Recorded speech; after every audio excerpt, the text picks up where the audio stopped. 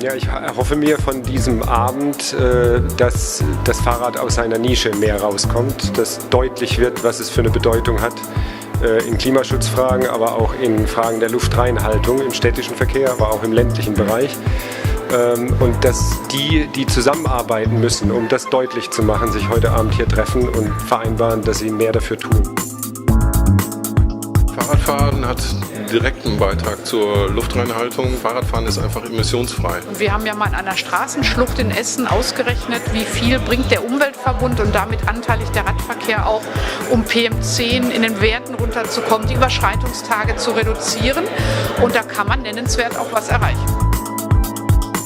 Also in Potsdam spielt der Radverkehr bei der Luftreinhalteplanung schon eine große Rolle. Wir haben beim Luftreinhalteplan Maßnahmen zur Stärkung des Radverkehrs als ein wesentliches Element mit enthalten, um vor allen Dingen die Verlagerung vom motorisierten Individualverkehr zu erreichen.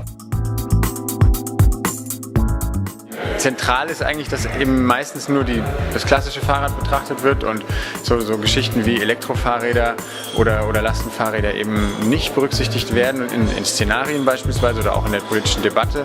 Und wenn man aber überlegt, welche zusätzlichen Wege man zum Beispiel mit dem Lastenfahrrad oder mit dem Elektrofahrrad zurücklegen kann, dann ergeben sich da wahnsinnige Potenziale und die muss man auch politisch fördern. Aber die Radinfrastruktur muss stimmen.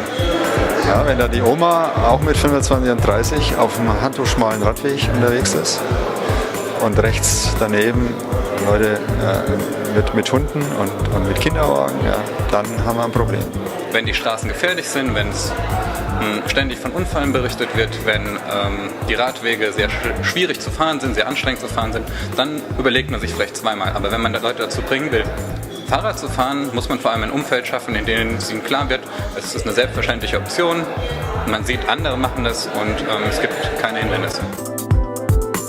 Also man steigt nicht auf dem Fahrrad, um CO2 und Stickoxidemissionen zu reduzieren, in der Regel.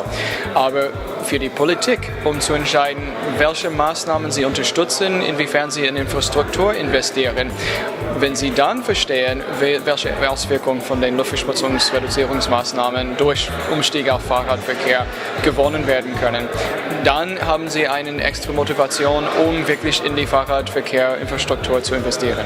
Ich halte es ja schon immer noch für ein relativ vorgeschobenes Argument zu sagen, Radverkehr ist zu teuer. Ich weiß, klar, Kommunen sind pleite, aber wenn man sich andererseits anguckt, was sie in Straßeninstandhaltung stecken für den Autoverkehr, dann, wenn man mutig umrechnet und sieht, was man durch Verlagerung von Verkehr auf Fahrrad gewinnen würde, dann glaube ich schon, dass es ein Plusgeschäft ist, auch für die Kommunen.